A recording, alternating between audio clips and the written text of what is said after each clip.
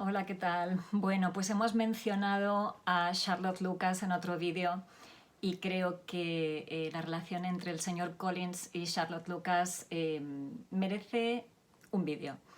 Y merece un vídeo porque por mucho espanto que nos produzca esta pareja, los que me conocéis ya sabéis que a mí me ha parecido siempre una de las parejas más acertadas de las novelas de Jane Austen. No por amor, no por afectos, no pasa nada extraordinario entre ellos, pero sí por la corrección. Y os voy a desarrollar un poquito esta idea.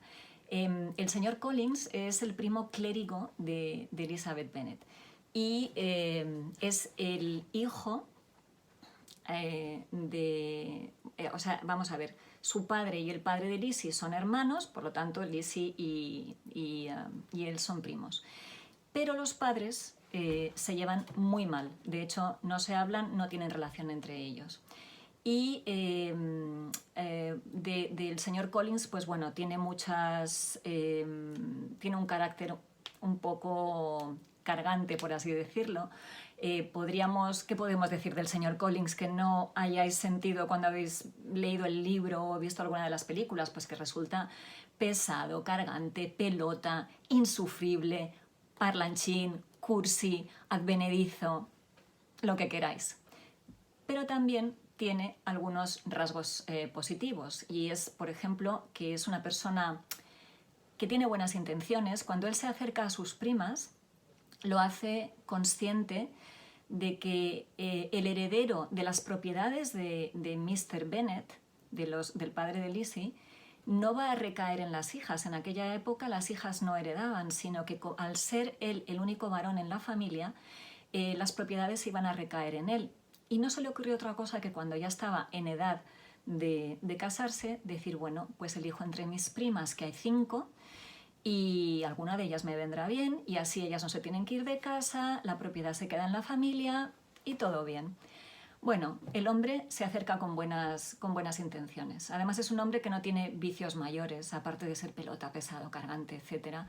Le gusta echar su partidita de cartas. Si puede ser en Rosings, mejor que mejor, con Lady Catherine de Bourgh y amistades, pero no tiene vicios mayores, no es un borracho, no es un iracundo, etc.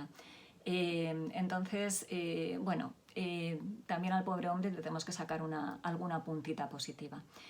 En el libro de Orgullo y Prejuicio, el señor Collins es un hombre alto, es un hombre corpulento, no el que estamos acostumbradas a ver en algunas películas. Quizá el que sea más bajito pues ayuda a caricaturizar más al personaje, pero en la novela de Jane Austen el señor Collins era un hombre corpulento. El señor Collins se había hecho clérigo en la Semana Santa de ese año que nos relata Jane Austen. Tenía 25 años cuando aparece en la novela y le habían dado el 18 de noviembre, el 15 de octubre, perdón, anuncia al señor Bennet que va a ir a hacerles una visita y aparece en la casa de Lizzie Bennet y de los Bennet el día 18 de noviembre. Y la verdad es que, como os decía, va con buenas intenciones, va con intención de zanjar la mala relación que había entre su padre, entre los dos hermanos, o los dos padres de las dos familias, y bueno, que hubiera paz. Entre otras cosas, el señor Collins estaba muy cansado del carácter irascible de su padre, de emociones descontroladas. Él quería paz, él quería tranquilidad y había conseguido ahora un puesto estupendo al amparo de Lady Catherine de Bourgh en Rosings como clérigo, y la verdad se encontraba en un momento de su vida con un buen sueldecito, un estatus social muy bueno, y era el momento de encontrar mujer. Entonces va a casa de las Bennet, y entre las Bennet estaban las 5 hermanas. Acordaros que coincide más o menos con la llegada de Bingley, y cuando el señor Collins habla con la señora Bennet y le dice que le gustaría coger esposa entre sus hijas, por supuesto Jane no está disponible porque ella ya tenía previsto que Jane se fuera a casar con Bingley, con lo cual la siguiente era Lizzie. Y Lizzie pues no hacía nada más que huir de él, entre otras cosas porque Lizzie en esos momentos tenía la cabeza en ya sabéis quién, en el señor Wickham, no en el señor Darcy, sino en el horripilante señor Wickham, horripilante para mí. ya hay gustos para todo. Entonces, bueno, pues como ella estaba enamoradísima de Wickham y Wickham parecía que estaba detrás de ella, y yo creo que ella se había hecho las ilusiones de que igual le hacían también una propuesta amorosa, por supuesto no quería saber nada del señor Collins, ni aunque fuera en son de paz, ni aunque eso significara quedarse en la casa o salvar a la familia, no quería oír hablar de él. Con todo esto, ¿qué ocurre? Que cuando la señora Bennet habla con los Lucas y les dice, hoy ha venido mi sobrino, el señor Collins, y le pone por las nubes y empieza a hablar súper bien de él, de su buen carácter, de que qué maravilla de hombre, el puesto que tiene, con quién se codea, esto genera en la familia de Charlotte Lucas una impresión general muy buena, aunque realmente la señora Bennet lo que quería hacer en ese momento era decir, mirad, voy a hacer 2 bodas maravillosas de mi hija mayor con el señor Bingley y mi segunda hija con el señor Collins. Con lo cual predispone a la familia de Charlotte a favor del señor Collins. Y a todo esto, como Lizzie no hacía nada más que huir del señor Collins, que era muy pesado, era muy pesadito, pues ahí entra Charlotte haciendo un jaque y un poco intentando como distraer la atención para que dejara en paz a su amiga. Charlotte, acordaros aquí, Lizzie tiene 21 años y Charlotte tiene 27, 2 más que el señor Collins. Charlotte no era especialmente agraciada, ni guapa, ni simpática, en fin, sencillita, mucho sentido común.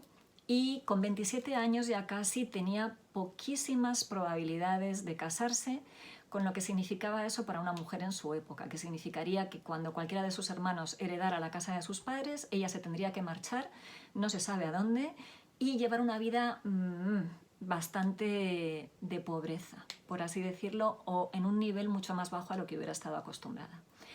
Entonces, bueno, pues Charlotte se mete ahí para ver si ya el señor Collins deja en paz a Lizzie. ¿Y qué ocurre? Que descubre a una persona que tiene buenas intenciones, que es bueno. Ella pasa por alto el que sea un pesado, le da igual, ella pasa de todo eso, pero ve a una buena persona. Y al final, cuando el señor Collins le hace la propuesta de matrimonio a Charlotte, la familia lo recibe con los brazos abiertos, porque ya le habían predispuesto de las bondades del señor Collins, pues que le haga la propuesta a su hija fue la fiesta, por así decirlo, para que veáis que siempre la percepción que tenemos de las personas varía.